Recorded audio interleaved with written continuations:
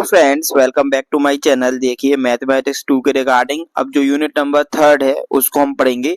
लेकिन unit number 3 के numerical solve करने से पहले हमें क्या है उसकी थोड़ी थ्योरी पता होनी चाहिए, तभी हम उसको अच्छे ढंग से आंसर और सॉल्यूशन कर पाएंगे। तो अभी ये वाला वीडियो जो हमारा है वो है कोऑर्डिनेट ज्योमेट्री ज्यामितीय निर्देशांक कंप्लीट थ्योरी वीडियो है।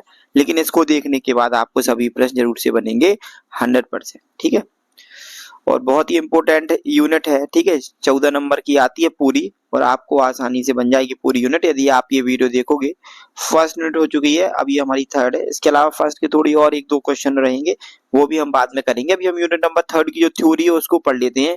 सबसे पहले हमारी क्या है, सबसे पहला जो टॉपिक है हमारा उसमें क्या है, इक्वेशन ऑफ स्ट्रेट लाइन, सरल रेखा का समीकरण है। तो सरल रेखा के समीकरण में जो सबसे ज्यादा इंपॉर्टेंट है उसको हम सबसे पहले पढ़ते हैं, उसके बाद हम सेकंड को पढ़ेंगे। ठीक है, तो देखो मूल बिंदु से जाने वाली रेखा का समीकरण जिसकी प्रवणता है उसी को बोलते हैं ढलान m है। ठीक है, equation of straight line having slope m and passing through the origin. याद रखना ये क्या था, पासिंग थ्रू ओरिजिन है। ओरिजिन मतलब x y जहां पे मिलते हैं 0 0 पॉइंट पे, वहां से ये रेखा निकल रही है। उसके लिए इक्वेशन क्या होती है हमारी, y equal to mx। y equal to क्या होती है, mx होती है। जहां पे एम की वैल्यू कैसे निकालती हैं हम, एम जो एक्स के साथ एंगल होता है थीटा, एम इक्वल टू क्या होता है, टेन थीटा होता है। बहुत ही इंपॉर्टेंट है, m equal to tan theta होता है, ये आपको हमेशा याद रखना है। ठीक है, उसके बाद देखिए सेकंड नंबर पे, अब देखिए सेकंड नंबर पे है उस रेखा का समीकरण जो y अक्ष से c लंबाई का अंतःकरण काटती है और x अक्ष से थीटा कोण बनाती है। ये जनरली इक्वेशन बहुत यूज होती है, ये वाली इक्वेशन। ठीक है, तो equation of a line which intercepted y axis by a length c and making an angle theta with the axis. अब ये वाली थीटा ये ओरिजिन से थी। ठीक है, ये वाली इक्वेशन कहाँ से थी, ओरिजिन से थी। अब ये क्या है, ओरिजिन से थोड़ा ऊपर है, यहाँ पे c इंटरसेप्ट पे काट रहा है अंतःखंड रेखाखंड। ठीक है, जो कटता है यहाँ पे y इंटरसेप्ट है। तो इसके लिए इक्वेशन अपन को याद रखनी है, इसकी इक्वेशन क्या होती है, y equal to M x plus c. y equal to हमें क्या याद रखनी है, y इक्वल टू हमें याद रखनी है, y इक्वल टू क्या होता है, एम एक्स प्लस सी, बात याद रखनी है। ठीक है, अब उसके बाद आता है जनरल फॉर्म। जनरल फॉर्म जो इक्वेशन का होता है वो क्या होता है, y इक्वल टू तो A X plus B Y plus C equal to क्या होता है, जीरो। जैसे कोई इक्वेशन हमें दी गई है 2x plus 3y plus 6 equal to zero, तो ये स्ट्रेट लाइन की जनरल फॉर्म की इक्वेशन है। ठीक है, इसको बात याद रखना है। सबसे ज्यादा इंपॉर्टेंट है हमारे पास ये 2 पॉइंट फॉर्म भी बहुत ज्यादा इंपॉर्टेंट है। जब कोई दो बिंदु दिए रहते हैं और हमें क्या निकालना है, इक्वेशन ऑफ स्ट्रेट लाइन निकालनी है, तब उसके लिए फॉर्मूला याद रखना है क्या, y minus y one upon y two minus y one, x minus x one upon x two minus x one. जहाँ दो रेखा क्या है, यदि कोई एक रेखा है वो दो बिंदुओं से गुजर रही है, एक बिंदु ये एक बिंदु ये, तो इसके कोई कोऑर्डिनेट दिए होंगे x1 y1, इसका दिया हुआ x2 y2। तो हमें इस इक्वेशन की लाइन अगर इस इक्वेशन की इस लाइन की इक्वेशन यदि हमें निकालने तो हम क्या करेंगे, y minus y one upon y two minus y one बराबर x minus x one upon x two minus x one. यहाँ से हम इसको सॉल्व कर लेंगे। ठीक है, जैसे हमें 1 2 और 3 6 दिए गए हैं, 1 2 3 6, तो हम क्या करेंगे, यहाँ पे y1 की जगह क्या रख देंगे, इधर होता है तो होता है x1 y1 पॉइंट पहला, दूसरा क्या है x2 y2। तो x1 की वैल्यू कितनी होगी 1, y1 की वैल्यू कितनी होगी 2, x2 की वैल्यू कितनी होगी 3, y2 की वैल्यू कितनी होगी 6। तो हमने यहाँ पे रख दिया y minus two upon y2 की वैल्यू कितनी है, y2 की ये है, y2 की वैल्यू कौन सी, ये 6 है, y1 की वैल्यू 2 है तो 6 माइनस 2 रख दिया। अब x का पे x रख दिया, x1 कितना है 1 है तो यहाँ पे 1 रख दिया, अपॉन x2 कितना है 3, x1 कितना है 1 तो 3 माइनस 1 कर दिया। इसको सॉल्व कर देंगे तो आंसर आ जाएगा। ठीक है, अभी इसके इक्वेशन हम सॉल्व करेंगे क्वेश्चन। ठीक है, आगे उसके बाद ये देखिए ये हमारा क्या पॉइंट और स्लोप फॉर्म, यदि स्लोप फॉर्म के फॉर्म में दिया गया है तो हम कैसे निकालेंगे इक्वेशन को, y माइनस वाई वन बराबर m into x minus x one. जैसे कि यदि हमें स्लोप दिया गया कि स्लोप सीधे दिया गया स्लोप इक्वल टू 2 है तो हम यहाँ पे 2 लिख देंगे, और साथ में कोई दो बिंदु दिए गए जैसे 1 और 3 बिंदु दिया गया जो रेखा को जाती है 1 3 से और स्लोप इसका 2 है।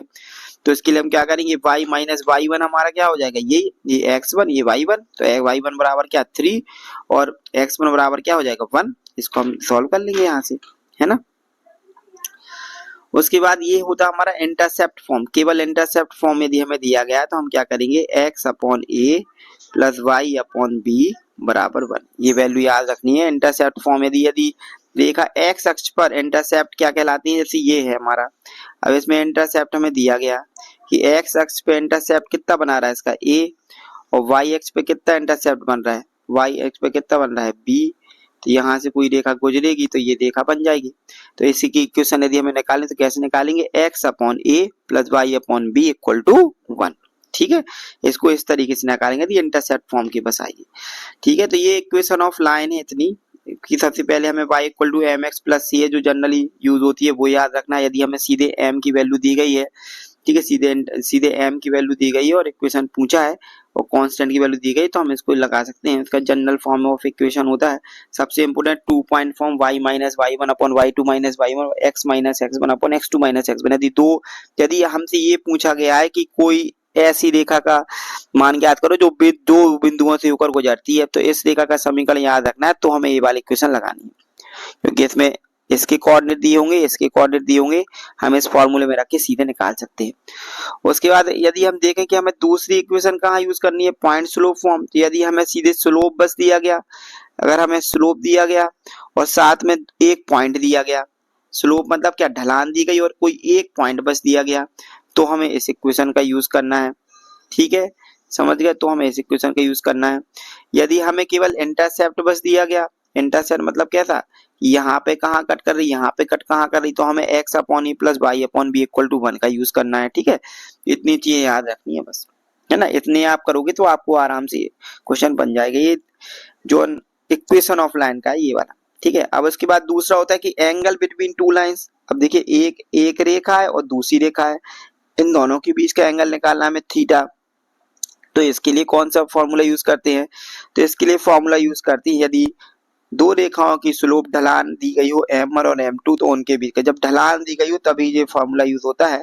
तो tan थीटा इक्वल टू क्या होगा हमारा, m2 minus m1 upon 1 plus m1 into m2, जहाँ पे m1 क्या है पहली रेखा का ढलान, m2 क्या है दूसरी रेखा का ढलान। ठीक है, तो यहाँ से theta equal to tan inverse करके हम थीटा की वैल्यू निकाल सकते हैं। ठीक है, अब इसके लिए उससे ज्यादा इंपॉर्टेंट तो ये है कि अगर ये वाला क्वेश्चन आया तो m1 m2 दिया होगा तो अपन सीधे निकाल लेना, उसमें ज्यादा कोई दिक्कत है नहीं है। लेकिन ये जो कंडीशन है ये बहुत आती है, इनको प्रूव करने के लिए भी आता है कि यदि रेखा आपस में समांतर होंगी तब स्लोप कैसे होंगे। यदि दो रेखा है, एक रेखा ये है और दूसरी रेखा ये है, ठीक है, एक रेखा ये है और दूसरी रेखा ये है, यदि दो रेखा आपस में समांतर होगी तो उनके जो ढलान होती है वो क्या होगी, बराबर होगी। देखो इनकी ढलान मतलब स्लोप क्या है इसका बराबर है, जो नहीं स्ट्रेट लाइन ही ऐसी भी हो सकती है, ये भी रेखा क्या है आपस में समानांतर है, इनका भी स्लोप क्या है बराबर है। ठीक है, दूसरी चीज होती है कि यदि दिया गया हो कि यदि कोई हमारी रेखा है वो एक दूसरे के समांतर है दो रेखा, तो उनके स्लोप के बीच में क्या संबंध होता है, तो याद रखना m1 बराबर क्या होता है m2 होता है, बहुत ही इंपॉर्टेंट चीज है। यदि रेखा एक दूसरे के लंबवत हो, जैसे एक रेखा ये दी गई है और दूसरी रेखा ये दी गई है, यदि दो रेखा आपस में लंबवत है तो उनका जो m1 m2 की वैल्यू होगी उनका मल्टीप्लिकेशन क्या होगा, -1 के बराबर होगा। ठीक है, यदि दो रेखाएं एक दूसरे के क्या हो, यदि लंबवत हो, लंबवत होने की जरूरी नहीं ऐसे ही हो, ऐसे भी हो सकती है। ठीक है, एक लंबवत है एक दूसरे की रेखा, दोनों की 90 डिग्री कोण बन रहा है, तो उसमें क्या होता है m1 इंटू m2 बराबर क्या होता है -1। ऑब्जेक्टिव में भी बहुत आता है और प्रूफ करने के लिए भी आएगा। दो इक्वेशन दे दी जाएंगे, उसमें कहा जाएगा कि प्रूव करो कि ये आपस में लंबवत है, तो हमें m1 की वैल्यू निकालनी है, m2 की वैल्यू निकालनी है, दोनों का मल्टीप्लाई करने पे इक्वल टू -1 आना चाहिए, तो प्रूफ हो जाएगा कि ये लाइन क्या है हमारी परपेंडिकुलर है आपस में। ठीक है, उसके बाद देखिए ये तो हो गया अपना रेखा का, ये हो गई रेखा की इक्वेशन और रेखा की कोण। ठीक है, उसके बाद सेकंड जो हमारा टॉपिक है इसका, जो ये कोऑर्डिनेट ज्योमेट्री है उसका जो टॉपिक सेकंड है वो हमारा क्या है, सर्किल। तो सर्किल के लिए याद रखना है कि जनरल इक्वेशन ऑफ सर्किल क्या होती है। तो जनरल इक्वेशन ऑफ सर्किल क्या होती है, x square plus Y square plus 2gx plus 2fy plus c equal to 0। इसको याद रखना है, सही जोड़ी में बहुत ही आ सकता है, ऑब्जेक्टिव में भी आ सकता है कि जनरल इक्वेशन ऑफ सर्किल क्या होती है, x square plus Y square plus 2gx plus 2fy plus c equal to क्या होता है 0, जहाँ पे g f और c क्या है, g f और c क्या है, ये कांस्टेंट होते हैं। ठीक है, यदि इसको दूसरे फॉर्म में लिखा जाए इसी में, तो इसको ऐसे भी लिख सकते हैं एक्स प्लस जी का whole square plus Y plus F का whole square equal to G square plus F square minus C. तो इस फॉर्म में भी आ सकती है इक्वेशन ऑब्जेक्टिव में, इस फॉर्म में भी आ सकती है। जब इक्वेशन हम सॉल्व करेंगे आगे न्यूमेरिकल तो उसमें भी देखेंगे कौन सी इक्वेशन यूज होगी। वैसे जनरली ये वाली यूज होती है, ठीक है। तो क्या होता है एक्स प्लस जी का whole square Y plus F का होल स्क्वायर बराबर G square plus F square minus C. तो अपन ने देखा होगा इक्वेशन क्या होती है x square plus Y square equal to are square होती है। जनरली इक्वेशन जो होती है सर्किल की होती है x square plus Y square equal to are square. यदि हम इसको यहाँ से कंपेयर करें तो रेडियस की वैल्यू आराम से निकाल सकते हैं, है ना। अब हम देखते हैं यहाँ पे सेंटर इसका क्या होगा, इसका सेंटर होगा माइनस जी और माइनस एफ। याद रखना है सेंटर क्या होगा माइनस जी माइनस एफ। रेडियस क्या होगी आर, रेडियस क्या होगी आर, आर बराबर क्या होता है G square plus F square minus C. ये जब भी हम निकालेंगे तो कैसे निकालेंगे G square plus F square minus C से, ठीक है। रेडियस का फॉर्मूला ये होगा और हमेशा याद रखना जब भी, क्योंकि ये रेडियस है तो रेडियस हमेशा जीरो से ज्यादा होनी चाहिए, तो G square plus F square minus C is greater than zero होता है हमेशा। ये ऑब्जेक्टिव में भी आ सकता है कि एक सर्किल के लिए G square plus F square minus C की वैल्यू हमेशा क्या होती है एक से कम, जीरो, एक से ज्यादा या इनमें से कोई नहीं तो क्या होती है एक से ज्यादा, सॉरी जीरो से ज्यादा। तो हमेशा क्या होता है जीरो से ज्यादा, कोई रेडियस होगी तभी तो बनेगा सर्किल, है ना। वृत्त के लिए एक कंडीशन क्या होती है ये बात याद रखनी है। वृत्त के लिए एक कंडीशन यह होती है कि इसके एक्स स्क्वायर तथा वाई स्क्वायर के कोएफिशिएंट क्या होंगे बराबर। जैसे हम इक्वेशन लिखेंगे यहाँ पे जो एक्स स्क्वायर और वाई स्क्वायर है इसके कोएफिशिएंट हमेशा क्या रहेंगे बराबर रहेंगे, ये बात याद रखनी है। और साथ में इसमें समीकरण में क्या होती है एक्स वाई की टर्म नहीं आएगी। जब हम इस वाली इक्वेशन को इस वाली इक्वेशन में रिड्यूस करते हैं, इस वाली इक्वेशन से इस वाली इक्वेशन रिड्यूस करते हैं तो हम इसमें मल्टीप्लाई करते हैं एक्स वाई का, बाकी फिर माइनस करके वो कैंसिल हो जाता है, ठीक है। तभी ये वाली इक्वेशन यूज होती है हमेशा। तो हमेशा याद रखना है जब भी दो चीजें याद रखनी है कि जब भी एक वृत्त होगी तो वृत्त के लिए पहली कंडीशन तो अपनी ये रहेगी कि उसमें जो एक्स स्क्वायर और वाई स्क्वायर इनके कोएफिशिएंट हमेशा बराबर होंगे। दूसरी चीज है इसके समीकरण में एक्स वाई टर्म नहीं होगा कभी, ठीक है। इसके समीकरण में एक्स वाई टर्म कभी नहीं आता है, ये भी बात याद रखनी है, ठीक है। अब इसके बाद देखिए नेक्स्ट हमारा क्या है, ये हो गया सर्किल। सर्किल के लिए अपन को केवल क्या करना है ये वाली इक्वेशन याद रखनी है। अभी न्यूमेरिकल करेंगे इसकी नेक्स्ट वीडियो में तब आपको समझ में आएगा, ये याद रखना है ना। और एक रेडियस कैसे निकालते हैं ये याद रखना है, ठीक है। बस ये दो चीजें याद होनी चाहिए, ठीक है। उसके बाद देखिए अब हमारा है standard form of the conic section. देखो सबसे पहले अपने में क्या ये सारे क्या कहलाते हैं हमारे कोनिक सेक्शन। कोनिक सेक्शन क्या कहलाते हैं ऐसे सेक्शन जिस जब डबल हेडेड कोन को, डबल हेडेड कोन मतलब क्या है, ये कोन हो गई ये, दूसरी कोन हो गई ये, है ना। आपने आज की भी कोन देखी होगी। वैसे जब कोन को क्या करती है आपने ईडी में यदि पढ़ाई करी होगी तो ईडी में ये सब कुछ है, ठीक है। जब हम कोन को डिफरेंट तरीके से काटते हैं तब जो हमें जैसे ऐसे काट दें या हम क्या करें इसको सीधा काट दें, सीधा काटते हैं तो वृत्त मिलता है, ठीक है। तो जैसे डिफरेंट तरीके से काटते हैं वैसे वैसे हमें डिफरेंट तरह की शेप मिलते हैं, उसी को हम क्या कहते हैं कोनिक सेक्शन कहते हैं। इसके लिए आपको ईडी की क्लास देखनी पड़ेगी, ठीक है। बाकी अभी तो अपने को इक्वेशन का बस यूज करना है तो ज्यादा उसके लिए बात है नहीं है, ठीक है। अभी अपन देख लेते हैं कि standard form of parabola. Parabola का स्टैंडर्ड फॉर्म अपन को पढ़ना है। देखिए पैराबोला रहा ये, इसके लिए पैराबोला की जनरल इक्वेशन क्या होती है Y square equal to 4ax। याद रखनी है परवलय का स्टैंडर्ड फॉर्म क्या होता है वाई स्क्वायर बराबर 4ax। जहाँ पे वर्टाइसेस क्या होती हैं ये इसके क्या हो गए, जहाँ पे ये इसके क्या हो गए वर्टाइसेस मतलब है ना 0 0 पे हो गया फोकस, ठीक है। फोकस मतलब ये दूरी कहलाती है, ये दोनों फोकस डायरेक्ट्रिक्स से दूरी कहलाती है फोकस। फोकस इसके होते हैं a0, ठीक है।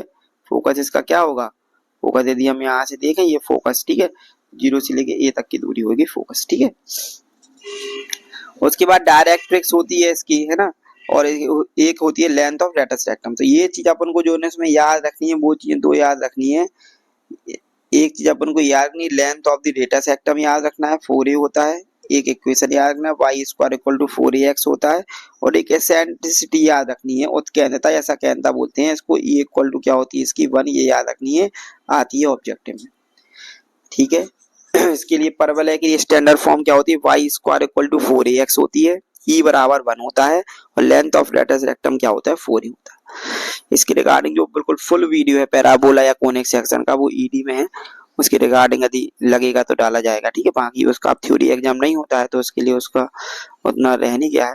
बाकी अपन को याद रखना वाई स्क्वायर इक्वल टू क्या होता है 4ax होता है। पैराबोला की इक्वेशन e इक्वल टू 1 होता है पैराबोला के लिए। पैराबोला के लिए लेंथ ऑफ डाटा सिस्टम क्या होती है 4a। अगर हम कहें सर्किल के लिए की वैल्यू कितनी होती है e इक्वल टू होता है 0। सर्किल के लिए याद रखना है, सर्किल के लिए e इक्वल टू क्या होता है हमारा 0 होता है। देखो एसेंट्रिसिटी यहाँ पे लिखा है e इक्वल टू क्या होता है 0 होता है सर्किल के लिए, ठीक है। अब इसके बाद हम देखें एलिप्स, तो एलिप्स के लिए क्या होती है, एलिप्स की स्टैंडर्ड फॉर्म यदि हम देखें एलिप्स कैसा बनता है, ऐसा बनता है एलिप्स, ये रहा एलिप्स, ठीक है। तो एलिप्स की जो इक्वेशन होती है वो होती है एक्स स्क्वायर अपॉन ए स्क्वायर है ना plus Y square upon B square. ये क्या कहलाती है ए, ये दूरी क्या कहलाती है बी, ठीक है। तो एक्स स्क्वायर अपॉन ए square plus Y square upon B square, ठीक है। मेजर एक्सिस माइनर एक्सिस होती है। देखिए डिफरेंट डिफरेंट पता चलता है कि कौन सी एलिप्स है। इसमें जैसे ये है तो इसमें मेजर एक्सिस हमारी क्या है ये है, तो मेजर एक्सिस इसमें क्या हो गई ये हो गई ए हमारी, ठीक है। और माइनर एक्सिस कौन सी है, अपन के लिए डायग्राम बनाए नहीं आना है लेकिन फिर भी अपन थोड़ी एक बार देख लेते हैं, ये क्या हो जाएगी बी। तो x square upon A square plus Y square upon B squared equal to क्या होता है 1 होता है। ये एलिप्स की इक्वेशन को याद रखना है, ठीक है। उसके बाद ये सारी चीजें कोई याद नहीं रखनी, हमें केवल ये चीज याद रखनी है कि इसका क्या होता है रेडियस कैसे निकालते हैं हम, C square equal to A square minus B square से। ये फॉर्मूला याद रखना, सी स्क्वायर इक्वल टू क्या होता है A square minus B square. क्योंकि जब हमें एसेंट्रिसिटी निकालनी होती है तो ई बराबर कैसे निकालते हैं हम, ई बराबर निकालते हैं सी अपॉन ए से। मुख्य अक्ष की कितनी होती है 2a, लघु अक्ष क्या होती है इसकी 2b। देखो मुख्य अक्ष की क्या है, मुख्य अक्ष की इधर दोबारा से बना लेते हैं, ठीक है। देखिए इसकी मुख्य अक्ष क्या है, मुख्य अक्ष ये यहाँ से लेके यहाँ तक की, तो ये पूरी दूरी क्या होती है 2a। और अगर हम देखें यहाँ से यहाँ तक की पूरी दूरी क्या है, यहाँ से लेके यहाँ तक की पूरी दूरी क्या होती है हमारी 2b। b ऊपर का b नीचे का तो 2b, ठीक है। उसके बाद c की वैल्यू याद है, c बराबर सी स्क्वायर बराबर क्या होता है A square minus B square. Focus का पॉइंट है वो निकालते हैं सी स्क्वायर बराबर A square minus B square. Eccentricity निकालते हैं ई बराबर सी अपॉन ए से। और सबसे ज्यादा इंपॉर्टेंट बात ये है कि ई की वैल्यू इसके लिए कितनी होती है याद रखना है, इसके लिए ई की वैल्यू क्या होती है लेस देन 1 होती है। एलिप्स के लिए ई की वैल्यू क्या होगी लेस देन 1 होती है, ठीक है। लेस देन 1 0 से लेके 1 के बीच में होती है। लेटस रेक्टम, लेटस रेक्टम क्या होता है 2b स्क्वायर अपॉन ए। यही निकालने के लिए आता है कि लेटस रेक्टम निकालिए आप, एसेंट्रिसिटी निकालिए, ठीक है, इक्वेशन निकालिए। इतनी चीजें याद रखनी जो काम की चीजें क्योंकि एग्जाम में पास में, ठीक है। उसके बाद देखिए नेक्स्ट है हमारा हाइपरबोला। तो हाइपरबोला कैसा होता है, हाइपरबोला जब पैराबोला ज्यादा ही ओपन हो जाता है तो उसी को हम क्या बोलते हैं हाइपरबोला बोलते हैं। तो इसके लिए इक्वेशन क्या होती है x square upon A square minus y square upon B squared equal to 1। इसमें एलिप्स में प्लस था, इसमें क्या है बीच में माइनस है, ये बात बस याद रखनी है। और सी स्क्वायर बराबर A square plus B square. C square बराबर क्या होता है इसमें माइनस होता है, इसमें क्या होता है सी स्क्वायर बराबर A square plus B square होता है। सी स्क्वायर बराबर क्या होता है A square plus B square. और एसेंट्रिसिटी तो ई बराबर सी अपॉन ए सब में होती है। और एसेंट्रिसिटी जो ई की वैल्यू याद रखनी है इसके लिए क्या होती है ग्रेटर देन 1 होती है, ठीक है। तो सर्किल के लिए कितनी होती है 0 होती है, पैराबोला के लिए क्या होती है 1 होती है, एलिप्स के लिए लेस देन 1 होती है, और हाइपरबोला के लिए क्या होती है ग्रेटर देन 1 होती है। ये बात याद रखनी है, बहुत इंपॉर्टेंट बात है। लेंथ ऑफ लेटस रेक्टम चाहे एलिप्स की बात करें चाहे इसकी बात करें, दोनों में क्या 2b स्क्वायर अपॉन ए होता है लेंथ ऑफ लेटस रेक्टम का।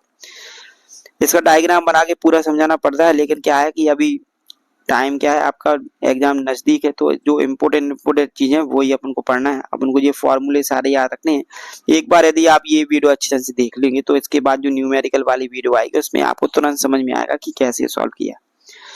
क्योंकि एकदम से यदि बिना फॉर्मूला बताए हुए सीधे क्वेश्चन को सॉल्व करेंगे तो उससे आपको उतना फायदा नहीं होने वाला है। इसलिए आप जरूर से ये देख ले और साथ में जो वीडियो है इसको जरूर से शेयर कर दे सबके साथ, बहुत जरूरी है सबके साथ शेयर करना वीडियो को। और वीडियो में कमेंट जरूर कर दीजिएगा, लाइक कर दीजिएगा, ताकि उससे पता चलता है कि आप लोग देख रहे हैं वीडियो। नहीं तो ऐसे वीडियो बनाने से कोई मतलब नहीं है कि आप देखो ना, इसलिए जैसे अगर वीडियो देखते हैं उसको लाइक कमेंट जरूर कर दे, ठीक है, ताकि अपना नेक्स्ट वीडियो जल्दी से जल्दी डाला जा सके। तो इसको आप देख लीजिएगा, फिर अभी थोड़ी देर में ये वाला दूसरा क्वेश्चन वाला न्यूमेरिकल वाला वीडियो अपलोड होगा, इसको आप अच्छे से देख लीजिए पूरे को, ठीक है। चैनल पे बने रहे। चैनल को सब्सक्राइब कर दें, वीडियो को लाइक कर दें, शेयर कर दें, है ना। बहुत बहुत धन्यवाद। जय श्री राम।